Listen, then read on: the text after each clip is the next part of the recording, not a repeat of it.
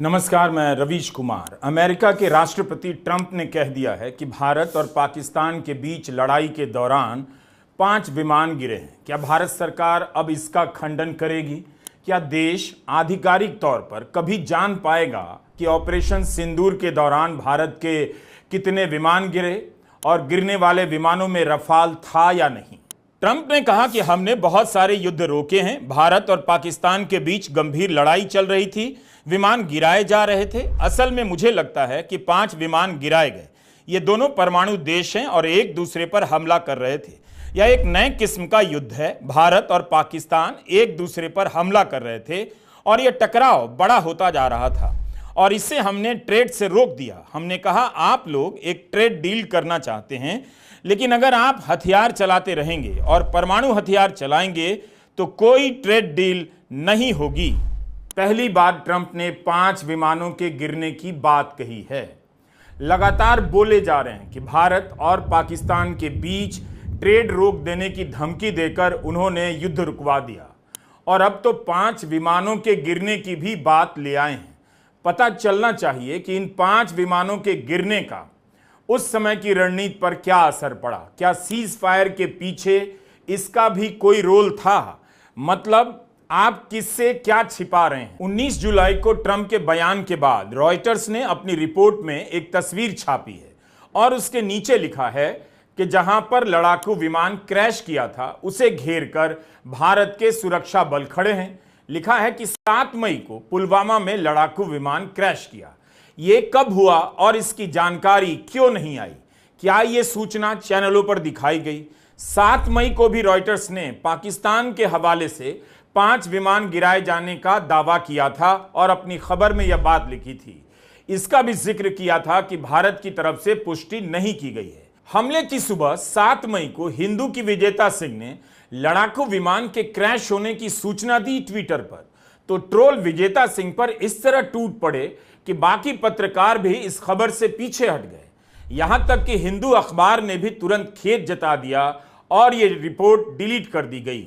The Hindu ने लिखा, operation सिंदूर में शामिल भारतीय विमान के बारे में हमने अपना पहला पोस्ट डिलीट कर दिया है।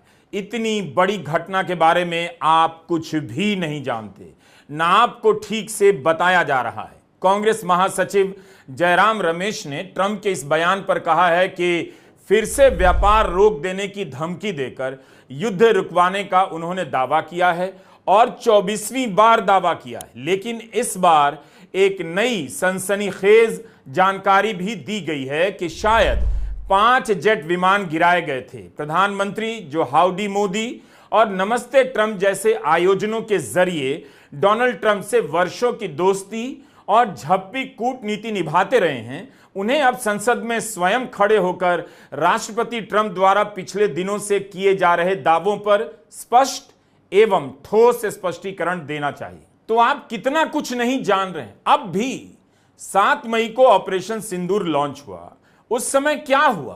क्या भारत के 5-5 लड़ाकू विमान गिराए गए? और गिराए गए तो किस तरह की स्थिति पैदा हो गई? उस दिन भारत के कितने लड़ाकू विमान गिरे थे, इसे लेकर अंतर्राष्ट्रीय मीडिया में उसी समय से खबरें छपने लगी। केवल भारत में चुप्पी साध ली गई और आज भी साधी जा रही है। खबरों का आना उसके बावजूद नहीं रुक रहा।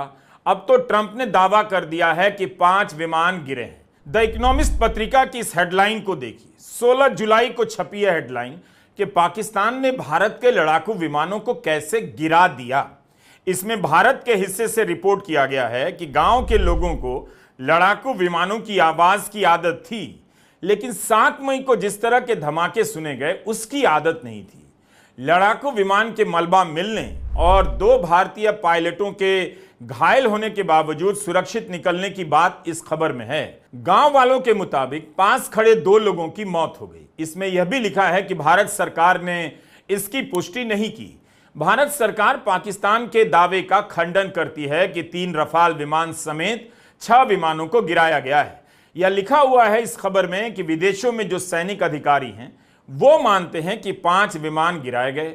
ये विदेशी अधिकारी कौन है, किस देश के हैं, इकोनॉमिस्ट की रिपोर्ट में नहीं है। भारत में भी सेना की प्रेस कॉन्फ्रेंस में पत्रकार ऑपरेशन सिंदूर के समय से पूछने लगे लेकिन इशारों इशारों में जवाब दिया जाने लगा। बात इतनी नहीं कि जंग में नुकसान हो जाता है, 5 लड़ाकू विमानों का गिरा दिया जाना बड़ी घटना है। भारत की वायु रक्षा प्रणाली मजबूत मानी जाती है, आखिर पाकिस्तान ने रक्षा कवच में भेद कैसे लगा दिया? इस बात में ऐसा क्या है कि सरकार चुप्पी साध लेती है? लेकिन आपने नोट किया कि सेना बोल रही है, कई बार इशारों में तो कई बार साफ साफ, जबकि बोलने की जिम्मेदारी सरकार की होती है। अगर ऑपरेशन सिंदूर की कामयाबी का पोस्टर आप लगा रहे हैं तो आपको ही बताना चाहिए कि कितने लड़ाकू विमान गिरे।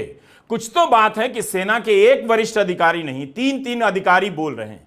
ऐसा लग रहा है कि वे देश को बता देने का अपना फर्ज निभा रहे हैं कि हम कुछ भी छिपाना नहीं चाहते। उन्हें आप यह नहीं कह सकते कि यह संवेदनशील मामला है, इस पर नहीं बोलना चाहिए। सेना के प्रमुख को, उप प्रमुख को पता है किस तरह के संवेदनशील मामलों पर बोला जाता है और किस पर चुप रहा जाता है। कुछ तो बात है कि सेना के अधिकारियों को लग रहा है कि समय आ गया है कि इन बातों पर देश को अंधेरे में ना रखा जाए। भारत के उप सेना प्रमुख lieutenant general Rahul R Singh ने कहा कि भारत केवल पाकिस्तान से नहीं लड़ रहा था, चीन से भी लड़ रहा था।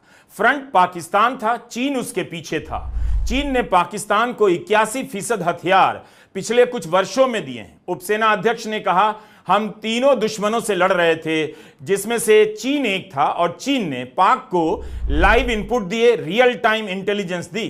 तुर्की ने भी पाकिस्तान की मदद की। चीन के लिए ऑपरेशन सिंदूर एक प्रयोगशाला बन गया। वह दूसरे हथियारों पर अपने हथियारों को टेस्ट करने लगा। भारत सरकार ने तो कभी नहीं कहा कि चीन भी पाकिस्तान की मदद कर रहा था।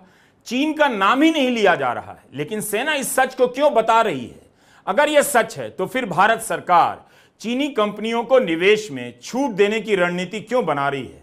यह खबर भी रॉयटर्स की है, 18 जुलाई की है। सरिता सिंह और निकुंज ओहरी ने 3 अलग अलग सरकारी सूत्रों से बात कर अपनी रिपोर्ट लिखी है। इस रिपोर्ट का सार यह है कि नीति आयोग ने चीनी कंपनियों के लिए ढिलाई देने का प्रस्ताव दिया है। भारत की कंपनी में चीन की कंपनियां बिना सुरक्षा क्लियरेंस के 24% की हिस्सेदारी ले सकती हैं। इसके लिए किसी मंजूरी की जरूरत नहीं होनी चाहिए। आप देखिए एक खबर कैसे दूसरी खबर से जुड़ती चली जाती है। हिंदी अखबार पढ़ेंगे पता ही नहीं चलेगा। चैनलों पर इतनी मेहनत से आपको कोई नहीं बताएगा। नीति आयोग क्यों चीनी कंपनियों को राहत देना चाहता है? क्या बीजेपी अब चीनी कंपनियों को, उसके उत्पादों को शक से देखना बंद कर चुकी है? अगर चीन रियल टाइम डेटा पाकिस्तान को दे रहा था, पाकिस्तान के साथ भारत के खिलाफ युद्ध लड़ रहा था, तब चीन पर इतना विश्वास क्यों किया जाना चाहिए?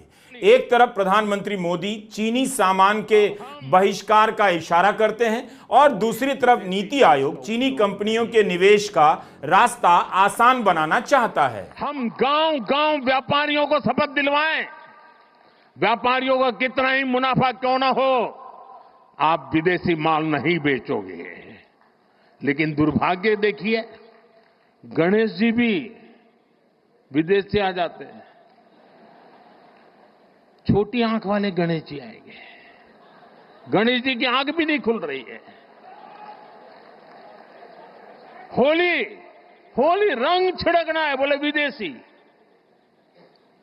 हमें पता था, आप भी अपने घर जाकर के सूची बनाना। सचमुच में ऑपरेशन सिंदूर के लिए एक नागरिक के नाते मुझे एक काम करना है। आप घर में जाकर सूची बनाइए कि आपके घर में 24 घंटे में सुबह से दूसरे दिन सुबह तक कितनी विदेशी चीजों का उपयोग होता है। इस बयान का आपको अता पता नहीं, व्यापारियों ने कोई सूची बनाई कि नहीं कि उनके घर में कितने सामान देसी हैं और कितने विदेशी। इस तरह की बातों में देश को उलझाया जाता है और खबर कहीं और से आती है कि भारत के 5 लड़ाकू विमान गिरा दिए गए। ट्रंप ने नाम नहीं लिया भारत का, लेकिन 5 लड़ाकू विमान गिराए जाने की चर्चा भारत के संदर्भ में ही हो रही है। सिंगापुर में सेना प्रमुख जनरल अनिल चौहान ने पहली बार स्वीकार किया विमान गिरे हैं, लेकिन कहा कितने गिरे हैं यह जरूरी नहीं, क्यों गिरे हैं यह जरूरी है। इस क्यों का एक जवाब उप सेना प्रमुख lieutenant general Rahul R Singh ने दे दिया कि चीन पाकिस्तान की मदद कर रहा था। लेकिन क्या राजनीतिक नेतृत्व की वजह से भी चूक हुई, जिसकी तरफ सेना के ही एक अधिकारी ने इशारा किया था? कुछ दिन पहले इंडोनेशिया की एक यूनिवर्सिटी के सेमिनार में भारत के defence attache captain Shiv Kumar ने कह दिया, राजनीतिक नेतृत्व की बंदिशों के कारण भारत ने लड़ाकू विमान खोए। Tribune, Hindustan times, times of India, telegraph जैसे तमाम अखबारों में कैप्टन शिव कुमार का बयान छपा। कैप्टन शिव कुमार 35 मिनट की अपनी प्रस्तुति में बता रहे थे कि भारत की वायुसेना को लड़ाकू विमानों का नुकसान इसलिए हुआ क्योंकि राजनीतिक नेतृत्व द्वारा सैन्य और वायुसेना से जुड़े ठिकानों पर हमला करने की बंदिश थी। हमने इस पर एक वीडियो भी बनाया है, आप पूरा देख सकते हैं। Separation of enemy air defense and destruction of enemy air defense is very, very important. As brought out by Bapa Tommy Domtomo, that India lost a lot of aircrafts. I may not agree with him that India lost so many aircrafts, but I do agree that we did lose some aircraft, and that happened only because of the constraint given by the political leadership to not attack the military establishment or their air defenses. तो बताना चाहिए भारत के कितने विमान गिरे, कौन कौन से गिरे, 5 गिरे तो क्यों गिरे? चीन की भूमिका थी तो उसी वक्त चीन को लेकर बात क्यों नहीं हुई? बाद में भी बात क्यों नहीं हो रही है? 5 साल बाद विदेश मंत्री एस जयशंकर चीन गए शंघाई सहयोग संगठन की बैठक में हिस्सा लेने। 2020 में गलवान में हुए टकराव के बाद यह उनका पहला चीन दौरा था। वहां उन्होंने आतंकवाद और पाकिस्तान को लेकर साफ साफ कहा, लेकिन चीन का नाम नहीं लिया। जब इतना ही कहना था कि एससीओ का मूल उद्देश्य है आतंकवाद, अलगाववाद और उग्रवाद के खिलाफ जीरो टॉलरेंस, कुछ देश आतंकवाद को समर्थन देने या उसका बचाव करने की कोशिश करते हैं, जो न केवल एससीओ के सिद्धांतों के खिलाफ है बल्कि वैश्विक शांति और सुरक्षा के लिए भी खतरा है। भारत चीन संबंधों में किसी तीसरे देश की कोई जगह नहीं होनी चाहिए। चीन का नाम यहां भी नहीं लिया। चीन पाकिस्तान की मदद कर रहा है तब जब भारत आतंकवाद को लेकर उससे लड़ रहा है, और भारत कह रहा है चीन और भारत के बीच किसी तीसरे देश की कोई जगह नहीं होनी चाहिए। क्या यह कड़ा बयान है? आंखों में आंखें डालकर कुछ कह देने वाला बयान है? ये कुछ देश कौन है? तुर्की के ट्रैवल एजेंट का विरोध शुरू हो गया। तुर्की जाने वालों से कहा जाने लगा यात्रा रद्द कर दीजिए। पाकिस्तान की मदद कर रहे चीन पर चुप्पी साध ली जाती है। क्या यह समझौता नहीं? सांसदों का दल कई देशों में गया लेकिन पाकिस्तान करता रहा, चीन का नाम तक नहीं लिया। क्या सांसदों को सही जानकारी दी गई थी? लेकिन भारत के उपरक्षा प्रमुख चीन का नाम साफ साफ लेते हैं कि चीन ने पाकिस्तान की मदद की। तो अब कोई तो बताए कि भारत के 5 लड़ाकू विमान गिराए गए, उसमें चीन की क्या भूमिका थी? 15 जुलाई को जयशंकर ने चीन के राष्ट्रपति शी जिनपिंग से मुलाकात की। इस खबर को लेकर गोदी मीडिया में कुछ जगहों पर फर्जी हेडलाइन लगाई गई कि जयशंकर के सामने शी जिनपिंग गिड़गिड़ाने लगे। क्या गोदी मीडिया भारत की जनता को मूर्ख समझता है? चीन का नाम तो लिया नहीं जा रहा और शी जिनपिंग जयशंकर के सामने गिड़गिड़ाने लगे। इस तस्वीर को पोस्ट करते हुए एस जयशंकर ने लिखा था, मैंने राष्ट्रपति शी को दोनों देशों के द्विपक्षीय रिश्तों में आए हालिया बदलावों से अवगत कराया। इस मामले में हमारे नेताओं के मार्गदर्शन की सराहना करता हूं। अवगत कराया? क्या यह भारत के विदेश मंत्री का काम है कि वे चीन के राष्ट्रपति को द्विपक्षीय रिश्तों से अवगत कराएं कि क्या बदलाव हुआ है? तो देश को भी अवगत कराएं। आखिरी बार कब ऐसा हुआ कि चीन के विदेश मंत्री ने भारत के प्रधानमंत्री को दोनों देशों के द्विपक्षीय रिश्तों से अवगत कराया हो?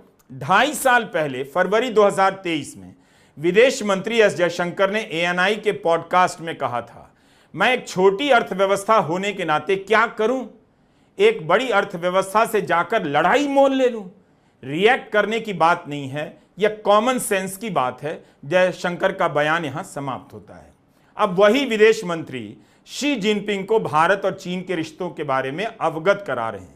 चीन के उपराष्ट्रपति से कह रहे हैं दोनों देशों के बीच रिश्तों में सुधार हुआ है। राहुल गांधी ने अखबार की हेडलाइन ट्वीट करते हुए लिख दिया कि मुझे लगता है अब चीन के विदेश मंत्री आकर प्रधानमंत्री मोदी को चीन और भारत के रिश्तों में हुए बदलाव के बारे में अवगत कराएंगे। विदेश मंत्री अब पूरा सर्कस चला रहे हैं जिसका उद्देश्य है भारत की विदेश नीति को बर्बाद करना। खबरों से एक तरफा माहौल बनाया जाता है। जब सरकार को लेकर माहौल बनाना होता है तो गोदी मीडिया उछल कूद करने लगता है। जब खबरें दबानी होती है तो ट्रोल की तरह हमला कर देता है, डरा देता है और लोग भी बात करना बंद कर देते हैं। क्या आपको ये सारी खबरें याद हैं? अक्टूबर 2024 में चारों तरफ बड़ी बड़ी हेडलाइन के रूप में छपी थी। जैसे भारत और चीन के बीच समझौता हो गया है, चीन पीछे हटने को तैयार है, 2020 से पहले की स्थिति बहाल की जाएगी, सैनिक पीछे हटेंगे। जागरण ने तो हेडलाइन ही लगा दी कि भारत चीन के बीच खत्म हुआ सीमा विवाद। लेकिन क्या ऐसा हो गया? सीमा विवाद खत्म हो गया? इसके बाद आपने हिंदी मीडिया में कुछ भी पढ़ा देखा कि जो समझौता हुआ है अक्टूबर 2024 की जो खबर है वो कहां तक आगे बढ़ी? पूर्वी लद्दाख में कुछ बदला है या नहीं? लेकिन 6 महीने बाद क्या हुआ? चीन तो पाकिस्तान की मदद कर रहा था। यह बात हम नहीं, भारतीय सेना के उप सेना प्रमुख कह रहे हैं। अजीब हालत हो गई है। अहमदाबाद में एयर इंडिया का विमान क्रैश करता है, 1 महीने में इसकी आरंभिक रिपोर्ट आती है और इसके बाद भी कई तरह की थ्योरी चलाई जाने लगती है। पायलट की भूमिका को लेकर कितनी खबरें आ गई। किस जांच एजेंसी की साख इस देश में बच गई है कि कह दे और लोग मान लें? अगर कॉकपिट की रिकॉर्डिंग है जिससे पायलट की भूमिका का पता चलता है तो उसे सार्वजनिक कर दीजिए। इतने सारे सवाल उठ रहे हैं और वही हाल है ऑपरेशन सिंदूर के समय लड़ाकू विमानों का, और आप इन सब के बावजूद अंधेरे में हैं। नमस्कार, मैं रवीश कुमार।